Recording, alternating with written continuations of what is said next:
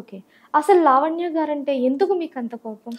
అమ్మ తిట్టింది first point. హ్మ్. తర్వాత ఇంకా రీజన్స్ చాలా ఉన్నాయి. బట్ క్షమించరాని కొన్ని నేరాలు. సరే ఆవిడ క్షమాపణ కూడా చెప్పింది, ఇంకా అది వదిలేస్తాను నేను. వాళ్ళ అమ్మకి క్షమాపణ చెప్పింది, సరే నాగార్జున గారి క్షమాపణ. బట్ అంతకన్నా క్షమించరాని నేరం ఏంటంటే, సరే రాజ్ తరుణ్ని తిట్టినా కొట్టినా కూడా అది వాళ్ళ ఏదో అనుకుందాం, అది కూడా మనం మగాడు 4 దెబ్బలు తగిలిన తట్టుకోగలడు. కానీ సరే అమ్మని తిట్టిన దానికి క్షమాపణ చెప్పింది, దాన్ని కూడా మర్చిపోదాం. కానీ రీసెంట్గా ఇంకొక కాల్ రికార్డింగ్ రిలీజ్ అయింది, 2 అమ్మాయిలు మాట్లాడు.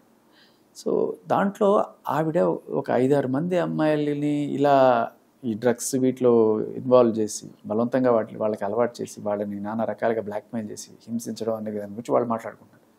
ఇది చాలా తప్పమ్మా.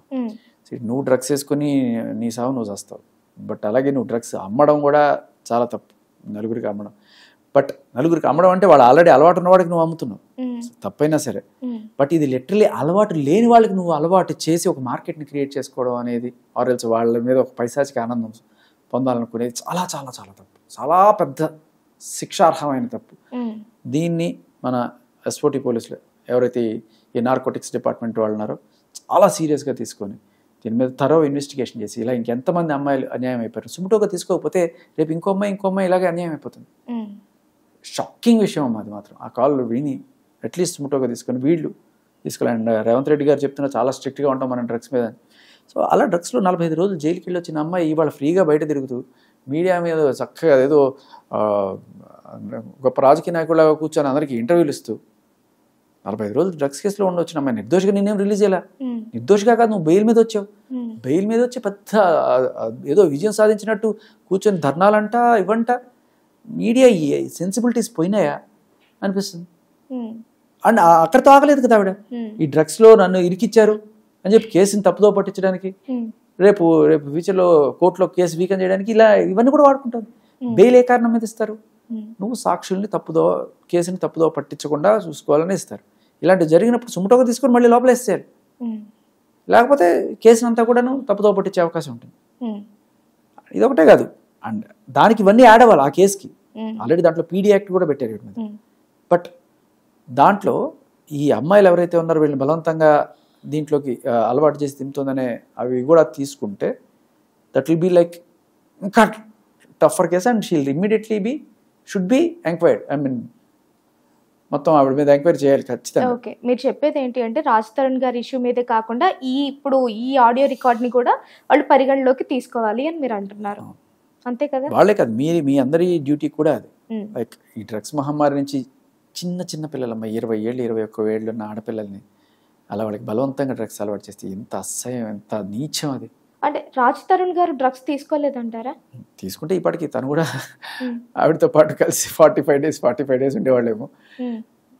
తీసుకోలేదు కాబట్టి బయట ఉన్నాడు, దాంట్లో డౌట్ లేదు. ఎందుకంటే వీళ్ళు పోలీసులు ఏమంత జాలి చూపించే టైప్ కూడా కాదు కదా, పెద్ద వాళ్ళనే తీసుకొచ్చి పెట్టారు కదా. ఇంత లాస్ట్ ఇయర్ మీరు చూసుంటారు కదా, పెద్ద సెలబ్రిటీస్ని వాళ్ళు. రాజ్ తరుణ్ జోలికి వెళ్ళలేదంటే that's what he's. Raj Tarun గారు భయపడి ఉండొచ్చు, ఎందుకు అంటే మీరు అన్నట్టు తన పేరు పోతుంది, ఎందుకంటే ఒక హీరోగా మంచి గుర్తింపు ఉంది కాబట్టి ఇండస్ట్రీలో. కానీ ఒకే ఇంట్లో వేరే ఒక అతనితో ఉన్నా కూడా ఆయన మాట్లాడలేనంత ఇదిగా ఉన్నారా? మనందరికీ అదే సర్ప్రైజ్ అమ్మా. నిజానికి మీరు ఆల్ వింటే అర్థమైపోతుంది, మీరు అటువంటి వాళ్ళతో మీరు ఏమీ చేయలేరు. ఎందుకంటే క్లియర్ కట్గా షీఈస్ బ్లాక్మెయిలింగ్ హిమ్. నేను నీ కెరీర్ సర్వనాశనం చేస్తా, బయటే పంచాయతీ పెడతా, మీడియాని రమ్మంటా, పోలీసులు రమ్మంటా, ఇదే గోల రోజు. ఎందుకంటే నేను మహిళని నేను చెప్తే నమ్ముతాను. దానికి తోడు కొన్ని ఆధారాలు కూడా ఉన్నాయి. ఏంటవి?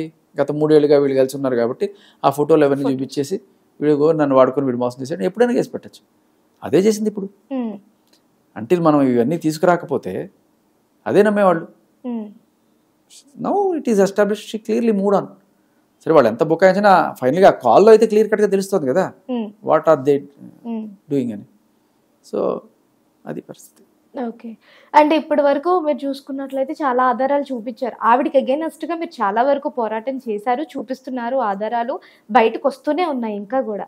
బట్ ఆవిడ ఇంకా ఏ ధైర్యంతో ఇప్పుడు గూడా అసలు ఏ ధైర్యంతో ముందుకొస్తున్నారు? ఏ ధైర్యంతో అండ్ పోలీసులు కూడా ఆవిడకి అంటే ఒకటి పంపించినట్టున్నారు. మీరు గనక మీరు పెట్టిన కేసులకు సంబంధించి అవి నిరూపించలేకపోతే, ఆధారాలు చూపించలేకపోతే దీన్ని ఒక తప్పుడు కేసుగా మేము డిక్లేర్ చేస్తాం. అంటే న్యాయస్థానం నుంచి మేము పర్మిషన్ తీసుకొని డిక్లేర్ చేసేస్తాం తప్పుడు కేసులు అని. అంటే అసలు నిజంగా ఇంత జరుగుతున్నా కూడా అలా డిక్లేర్ చేసిన తర్వాత ఏం చేయాలంటే అమ్మా, ప్రతి అబ్బాయి కూడా గుర్తుపెట్టుకోవాల్సింది 211 అని ఒక సెక్షన్ ఉంది ఐపీసీ, రైట్? మా బిఎన్ఎస్లో 248 అయితే అది పెట్టాలి. ఎవరన్నా మన మీద తప్పుడు కేసు పెట్టి చేస్తే వాళ్ళ మీద మనం కనుక అది తప్పుడు కేసు పెడితే 10 ఏళ్ళ వరకు జైలు. సో ఇలాంటివి చెయ్యకపోతే అమ్మా ఇలా తప్పుడు కేసులు పెట్టుకుంటూనే పోతుంటారు.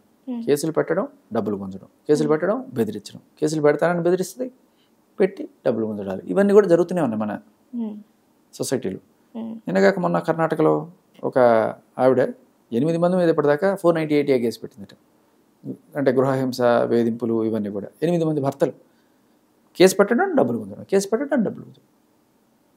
ఒకటితో 6 నెలలు ఉంటుంది, గొడవ పెట్టుకుంటుంది, 498A. తర్వాత సెటిల్మెంట్ అయిపోయింది, మళ్ళీ 6 నెలలు ఉంటుంది, ఇదే పని. మంచి బిజినెస్ కదా, అది పరిస్థితి. ఓకే. దీంట్లో మీకు సంబంధించి ఎలాంటి స్వార్థం లేదంటారా? నాకా? లేదమ్మా, నేను మంచివాడిని, నిజంగా మంచివాడిని, నిజంగా మంచివాడిని. అంటే ఇప్పుడు రాజ్ తరుణ్ గారు హీరో కాబట్టి మీరు పోరాటం చేస్తున్నారు. రేపు ఎవరో ఒక సామాన్య అంటే మిడిల్ క్లాస్ అబ్బాయి కూడా ఇలాంటి ఒక ఇబ్బందినే ఫేస్ చేస్తుంటే ఆ అబ్బాయికి కూడా ఇలానే వెళ్ళి ఇలానే ఆధారాలు సేకరించి ఇలానే పోరాటం చేస్తారా? ఎంతమందికి చేయగలనమ్మా? ఒకళ్ళు ఇద్దరు, ఇప్పుడు నాకు కనీసం ఒక 20 మంది ఇలాంటి బాధితులు నాకు లిస్ట్లో ఉన్నారు. వాళ్ళకి చేద్దాం అనుకున్నా కూడా ఇప్పుడు ఈ ఇంటర్వ్యూల హడావిడిలో నేను వాళ్ళు ఇన్ని ఫైల్స్ ఇవన్నీ పంపిస్తున్నారు, అవన్నీ స్టడీ చేయడానికి నాకు టైం పడుతుంది. అండ్ అన్నిటికంటే నేను చెప్పేది ఏంటంటే, మీరు అడిగారు కాబట్టి మీడియా ముఖ్యంగా మన ప్రాబ్లమ్స్ మనమే సాల్వ్ చేసుకోవాలి. మీకు కొన్ని విధానాలు చెప్తాను, బట్ నా దగ్గరికి వచ్చిన వాళ్ళకి నా టైంలో నేను కొంత కేటాయించి చేస్తున్నాను. అదేంటంటే, ఎప్పుడైనా సరే ఒక అమ్మాయి మీ మీద ఇట్లాంటి కేసు పెట్టడానికి ట్రై చేస్తే మీరు ఫస్ట్ గమనించాల్సింది ఏంటంటే, ఆ అమ్మాయి ఇంటి పేరు, ఆ అమ్మాయి పేరు అండ్ అలాగే ఆ అమ్మాయి ఆధార్ కార్డు, వీటిని బేస్ చేసుకొని మీరు పోలీస్ డేటాబేస్లో సెర్చ్ చేస్తే ఆ అమ్మాయి ఇలాంటి కేసు ఇంకెవరి మీదైనా పెట్టిందా అని కనుక మీరు తెలుసుకోగలిగితే మీరు చాలా ఈజీగా ఆ కేసు నుంచి బయటపడిపోవచ్చు. సో ఈ అమ్మాయికి ఇదే పని, కేసులు పెట్టడం, తప్పుడు కేసులు పెట్టడం ఈ అమ్మాయి పని మనం చెప్పి ప్రూవ్ చేస్తే ఈజీగా బయటపడిపోవచ్చు. సో ఇలా నేను 100 మందికి చెప్పను. నాకు ఇంకా ఇదేంటంటే, ఇంతకన్నా బెటర్ ఆప్షన్ చట్టం మార్చేస్తుంది. ఇక్కడ 100 మందికి చెప్పడం కన్నా అక్కడ ఢిల్లీకి వెళ్ళి ఈ చట్టాన్ని మార్పించగలిగితే లక్షల మందికి, కోట్ల మందికి హెల్ప్ చేసిన వాళ్ళం అవుతాం కదా. ఒక్క దెబ్బతోటి ఇవన్నీ సెట్ అయిపోతాయి. చేయాల్సింది ఏంటి? 498 అని బ్యాన్ చేయాలి. 493 అనేది అరాచకమైన సెక్షన్. అదేంటమ్మా, ఇప్పుడు అమ్మాయి అబ్బాయి ప్రేమించుకున్నారు, అమ్మాయి ఎప్పుడైనా సరే బ్రేకప్ చెప్పి వెళ్ళిపోతే ఈడు అడగడానికి లేదు. అంటే పెళ్లి చేసుకుందామని ఇద్దరు అనుకున్నారు, ఒకరోజు అమ్మాయికి ఏదో మంచి సంబంధం వచ్చింది, అమ్మాయి బ్రేకప్ చెప్పేసి వెళ్ళిపోతే ఏం అడగకూడదు. అదే అబ్బాయి బ్రేకప్ చెప్తే ఆ అమ్మాయి కేసు పెడితే 10 ఏళ్ళు జైలు శిక్ష అంట. ఎంత దారుణం! ఉంటే ఇద్దరికి సమానంగా ఉండాలి, లేకపోతే ఉండకూడదు. అది అలాంటి సెక్షన్స్ ఇవన్నీ కూడా మార్పించుకోవాలి. మార్పించుకుంటే ఇక్కడ ఈ కేసులన్నీ నేను సాల్వ్ చేయక్కర్లేదు, అదొక్కటి మార్పిస్తే చాలు. అర్థమైందా? వర్టికల్ గా ఒక్కటి కొడితే హారిజాంటల్ గా అన్నీ అయిపోతాయి. దానికి మనం చేయాల్సింది ఢిల్లీలో కూర్చొని పార్లమెంట్ ముందు ధర్నా చేయాలి. ఇక్కడ కూర్చున్నా మనం ఇంత వాగినా ఏం ఉండదు. కాకపోతే ఈ వాగుడు వల్ల ఒక ఉపయోగం ఉంది. ఇలా చూసి ఇలా బాధకు గురైన వాళ్ళు, లేదు నాలాగా ఇంకొకటి కాకూడదు అనుకునే వాళ్ళు, ఇన్స్పైర్ అయిన వాళ్ళు, మగజాతికి నిజంగా అన్యాయం జరుగుతుంది అనుకునే వాళ్ళు, కనీసం అటు చేరి ఇటు చేరి నేను ఒక 100 ఇంటర్వ్యూలు ఇస్తే కనీసం ఒక 100 మంది నా వెనకాల వచ్చారనుకోండి, తీసుకెళ్ళి అక్కడ కూర్చుంటా, పని అయిపోద్ది. అంతే. గట్టిగా మరి ఆ 100 మందో ఇంకా 1000 మందో ఎంతమంది వస్తారో తెలియదు, రానియండి, వెళ్ళి ఢిల్లీలోనే కూర్చుందాం, పని అయిపోద్ది. డిస్కషన్ జరగాలి పార్లమెంట్లో. This is the problem, burning problem right now. అంతే. ఓకే. అంటే ఇక్కడ మీరే అన్నారు ఎంతమందికని నేను చేయగలుగుతానమ్మా అని. అంటే మరి ఎంతమందికి చేయలేని మీరు ఒక మాట అన్నారు, ఈ ఇప్పుడే అంటున్నారు మళ్ళీ ఈ చట్టాన్ని మార్చాలి నేను, ఇలా ఆ అబ్బాయిల మీద జరుగుతున్న దీన్ని ఒక పక్కకు పెట్టేయాలి, చాలా మందికి అన్యాయం జరుగుతుంది ఈ విషయంలో, అమ్మాయిలు ఇలా చేస్తున్నారు అని. మరి మీరెందుకు ఓన్లీ రాజ్ తరుణ్ గారి విషయాన్ని అంత అయ్యమ్మా మీకు లేదు లేదు రాజ్ తరుణ్ కాబట్టి మీరు అడుగుతున్నారు, లేకపోతే వేరే వాళ్ళ గురించి మీరు అడుగుతారా? ఒక మీకు చెప్తా, నేను ఎవరెవరితో మాట్లాడు, ఒరిస్సాలో ఒక అబ్బాయి, ఆ అబ్బాయి పేరు నరేష్. ఆ అబ్బాయి పాపం ఏం చేయకపోయినా కూడా వాళ్ళ ఆవిడ ఆయన మీద 498A కేసు పెట్టింది. ఆ బాధితుడు నిజంగా హింసించుంటే తప్పలేదు, కానీ ఆవిడ ఇదే పని ఇంకొకరి మీద చేసింది. సంవత్సరం తిరగకుండా ఇంకో నామగుడు వీడు నన్ను హింసించాడు, వీడు నన్ను పెళ్లి చేసుకుంటా అని చెప్పి మోసం చేశాడు, ప్రతి ఒక్కరి మీద పెళ్లి చేసుకుంటానని మోసం చేశాడని కేసు పెడతా ఉంటుంది.